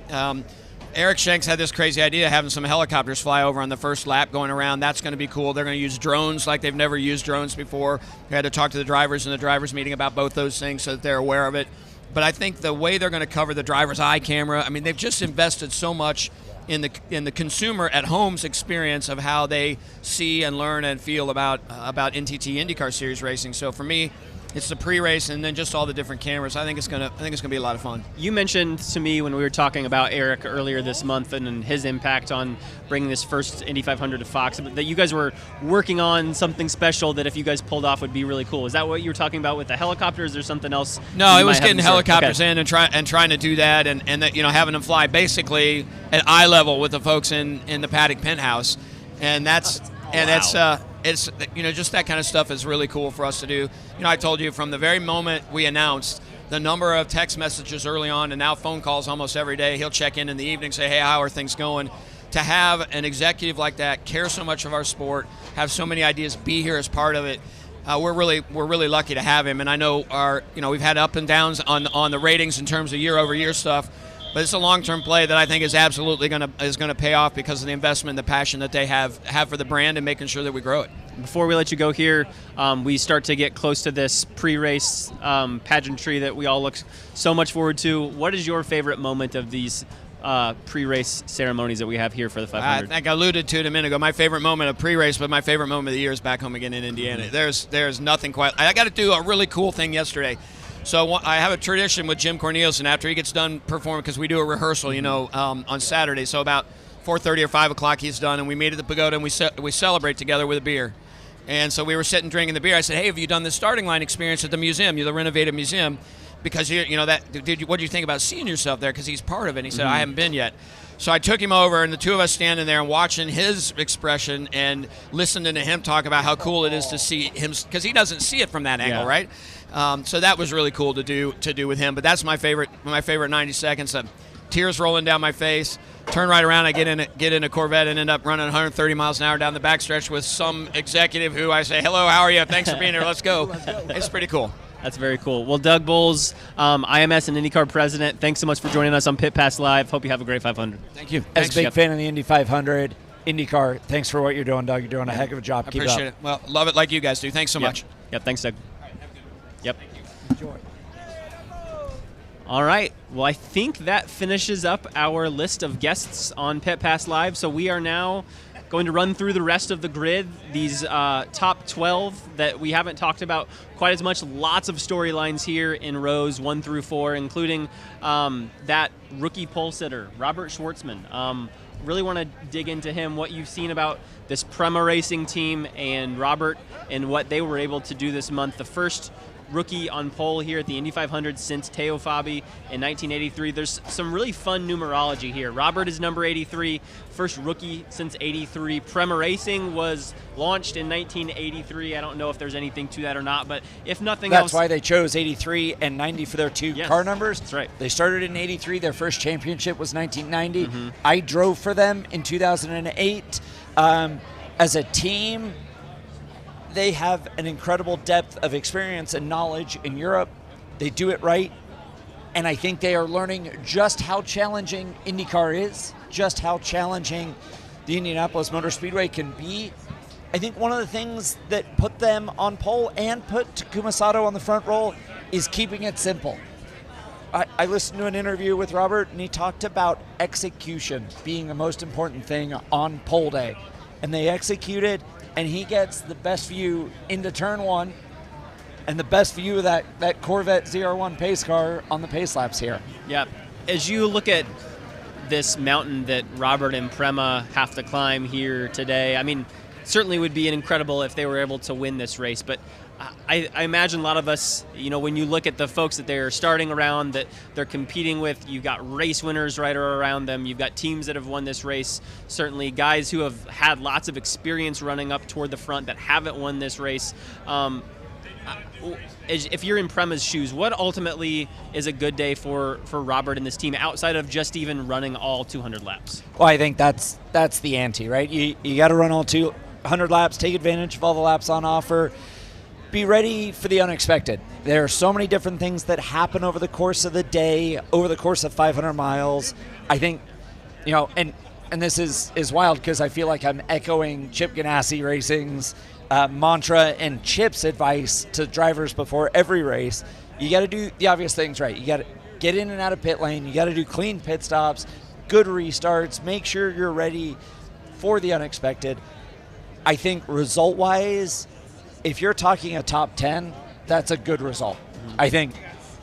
And yet, we've seen in the past, drivers like Carlos Munoz came in and we thought, he's running a crazy line. He's mowing the grass in turn 1. He'll never do, and he comes out and finishes second, right? So there's every opportunity that, especially with Schwartzman's ability to handle the pressure in the Ferrari junior driver program in Formula One, and then come over and lock in and drop in for this being another race, there's a chance he finishes in the top 5, maybe in the top 3. I think Prema's faced some challenges all year long so far in getting things up and running and getting good pit stop crews and good people over the wall. I think that may be their biggest hurdle today is the fact that it's not a 2 or a 3 stop race. It's 4, 5, 6 pit stops depending on the yellows. And that last pit stop has got to be the best one. That's the money stop. And if they're not ready for that, it will catch them out in positions.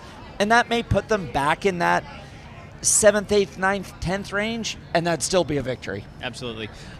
This team wasn't even in their race shop until middle of December. It was a really big accomplishment for them to just get in there before Christmas. They were still at the point where they were hiring lots of people. I know Robert's engineer, Eric Lytle, from formerly of Team Penske. Currently of SpaceX, right? Yes. I mean, literally a rocket engineer coming in and helping engineer a rocket at the Speedway. Yeah, pretty wild. I think he joined the team right around the Open test, so has only been with this team for about a month. Really incredible story there. Cannot wait to see what this race day for the Indy 500 leads to for them. Starting right next to Takuma Sato, a driver, a 2-time winner at this racetrack, a driver who both times he's started within the top 4 has won this race. Of course, is starting second today, so we'll see if he is able to make that 3 for 3. These last couple years, I don't know if we have always known if Takuma was going to come back for another race. Things have continued to come together with him, and this year again, Rahal Letterman Lanigan Racing.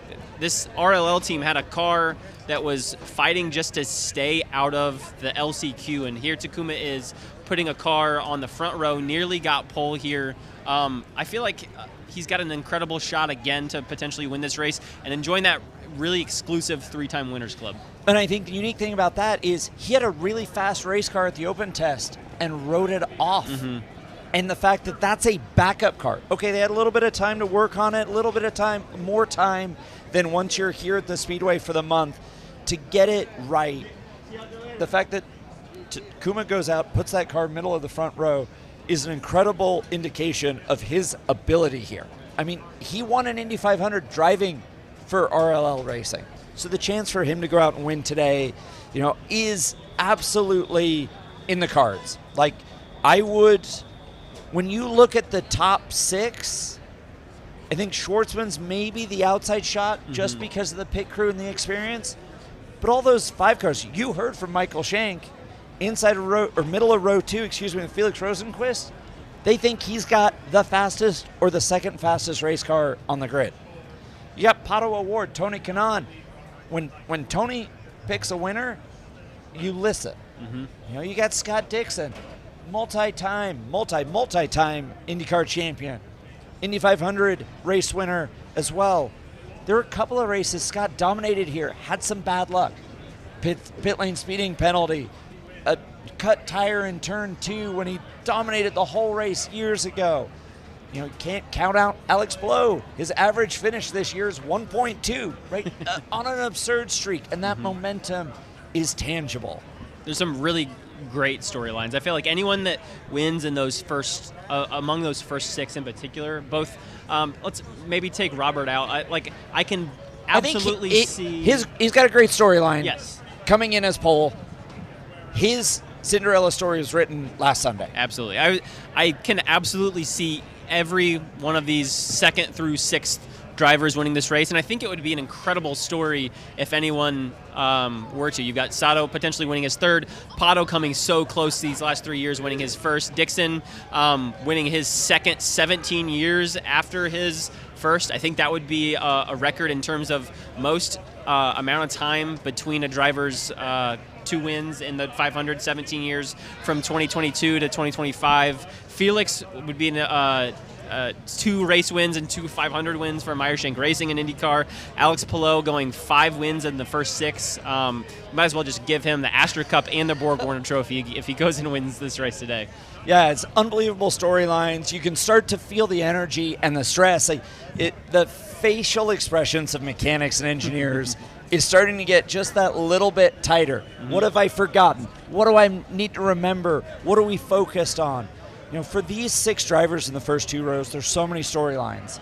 But at the same time, I truly believe there is a car capable of winning on every single row. From the front row to row 11, Joseph Newgarden, Rinus VeeKay, and Will Power on the last row. And it's going to be one incredible race. The thing about cooler conditions, it's going to be fast. I think it's going to be a really, really fast Indy 500 today. And whoever can execute, make passes when they're there, have good pit stops, and pick the right strategy, plus having paid their dues to the Indianapolis Motor Speedway so she picks the winner, that's who's going to be drinking milk after 500 miles. Yeah, that 3rd row there of David Malukas, Christian Lundgaard, and Marcus Ericsson, really interesting one to me in that they all 3 come from teams that we think of as contenders in this race, although they might not necessarily be the first drivers that we think of when we look at those teams. Christian Lundgaard arguably had a better start to this season than Pato O'Ward. They've kind of been back and forth, but Pato's certainly the guy that comes to mind when you're thinking about a 500 winner. Marcus has won this race before, but has had some ups and downs in joining Andretti Global over these last couple years. His race, the Indy 500 last year, ended 1 turn into 800 of them, starting on that last row and that 11th row crash that we saw here. And then you've also got David Malukas, who's shown to be really strong on ovals, but not the guy that we think of potentially having a really great shot to win this race from AJ Foyt Racing. And there he is, qualifying better than Ciantino. I'm really keeping an eye on this row and what some of these guys can show, and maybe some surprises that we could see from this group of 3 here. I think if you're looking at that row, it's definitely a conversation about dark horses and redemption. David Malukas didn't run here last year. Excuse me, and Marcus Ericsson, the fact that he had to fight his way into the race, even making a mistake in last chance qualifying and lifting on the 4th lap and going back out and still having to fight his way into the race, he's looking for a redemption. Christian Lundgaard looking to prove that his start to the season with Arrow McLaren was not a fluke, that he has the ability to step up and be that team leader instead of or alongside Pato O'Ward. When you talk about dark horses, that row's is full of them. Yeah, and then we've got the 4th row with probably arguably one of the most entertaining rows that we have here.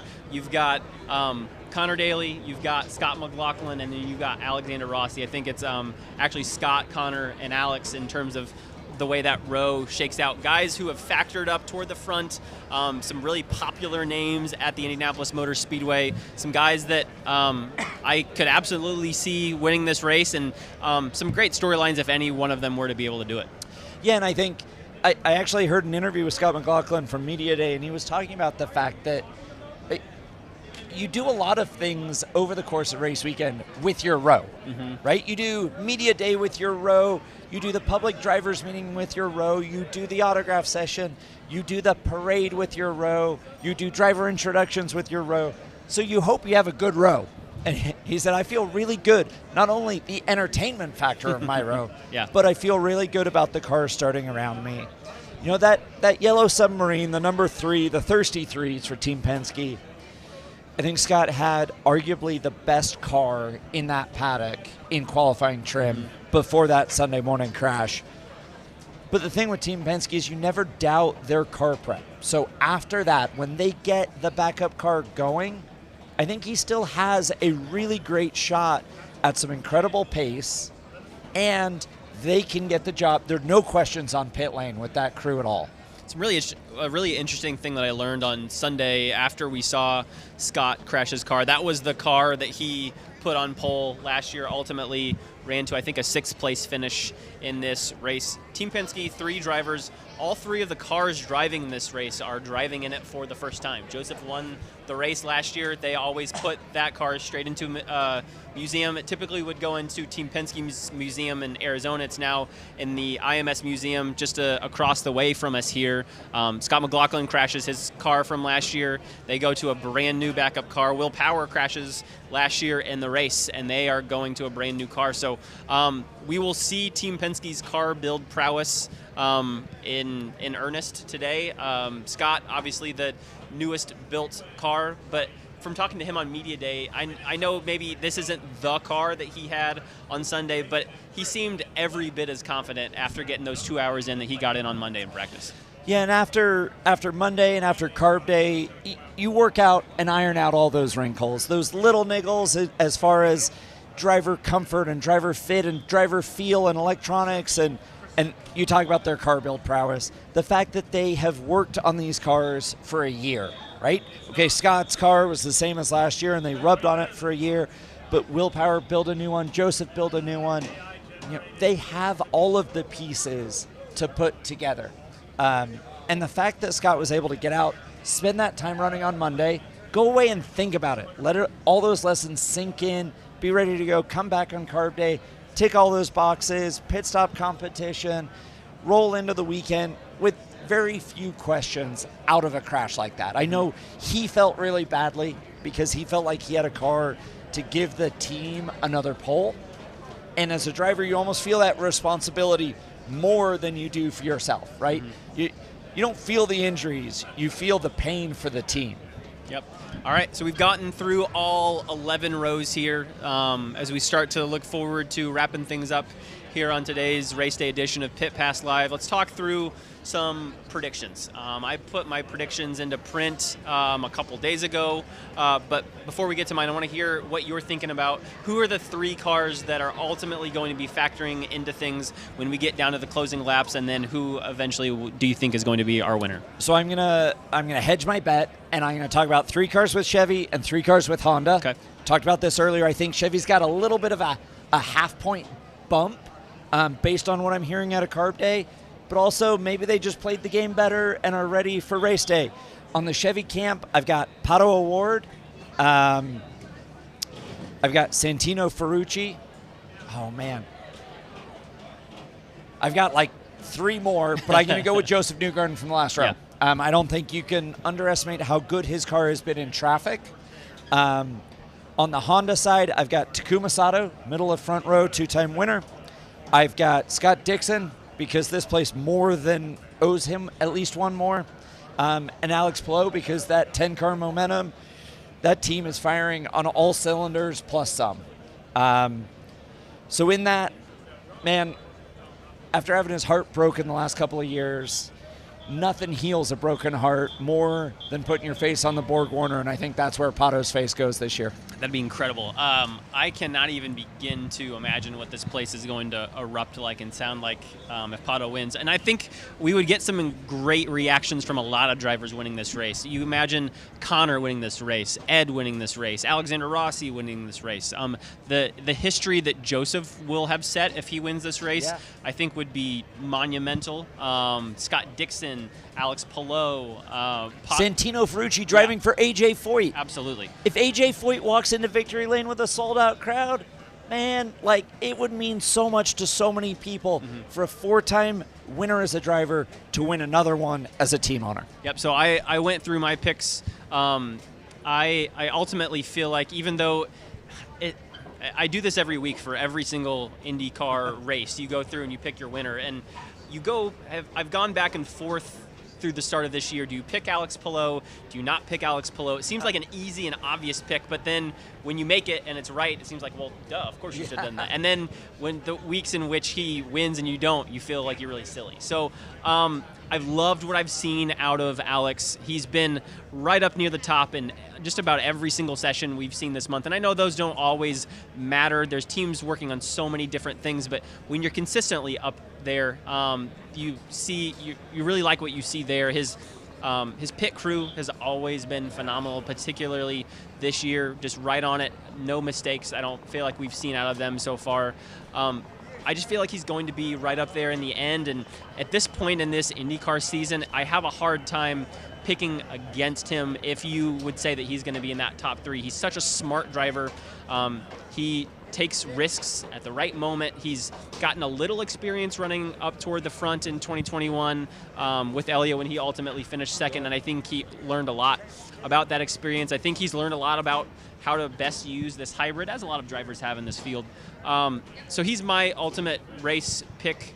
I think Scott Dixon also right up there toward the end, which would be a really cool battle to see. We haven't really seen these two teammates battle a whole lot over these last 5 years. They've been right up there in the championship a lot. It's been a lot of Alex winning, but I can't think back and really remember a race where they were battling each other down the stretch, and I would love to see what that would be like, what Scott Dixon would be willing to do to a teammate, what risk he's willing to take. Chip Ganassi's first rule, as I'm sure you know, is don't crash your teammates. So, well, and the caveat to that is, if you do crash your teammate, you better be headed to the hospital, because otherwise I'm sending you there. And I also think Joseph Newgarden is going to put on a great show for us.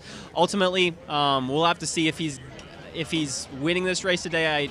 I tend to think that's really, really tall odds. It would be incredible just to see him up in, say, second or third down the wire, and really excited to see what he has in store for us today. That ultimately is my top 3, and that's where we leave things. So as we're heading here to the start of these pre-race ceremonies, the Fox broadcast is starting in just a couple minutes. Outside the race winners, what are you most excited to see and experience here today at IMS? Oh, man, the pageantry, I think Doug nailed it when he talked about this place being full and hearing back home again in Indiana. Everybody's a Hoosier in that moment.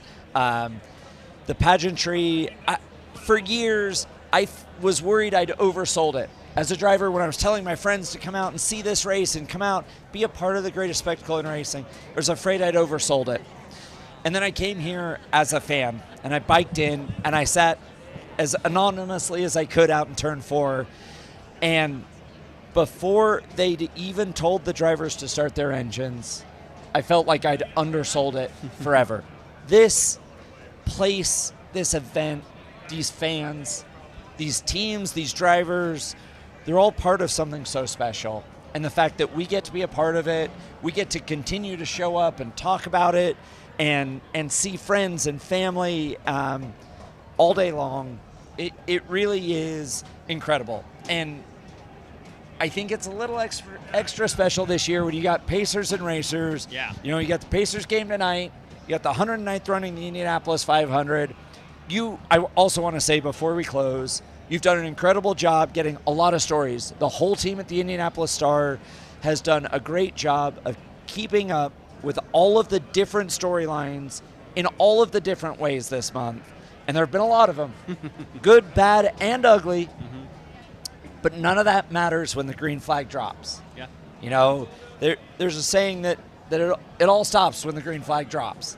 And then it's about the fastest car, driver, and team to do 800 left turns, 500 miles around the greatest racetrack in the world. Just a couple hours, we'll see that story start to unfold here at the Indianapolis Motor Speedway. Thanks so much for everyone who's joined us here on today's race morning edition of Pit Pass Live. Thanks to all of our guests, those of you who have watched us from home, from the track. We've really enjoyed this, and hope you tune in again next year for our future editions of Pit Pass Live.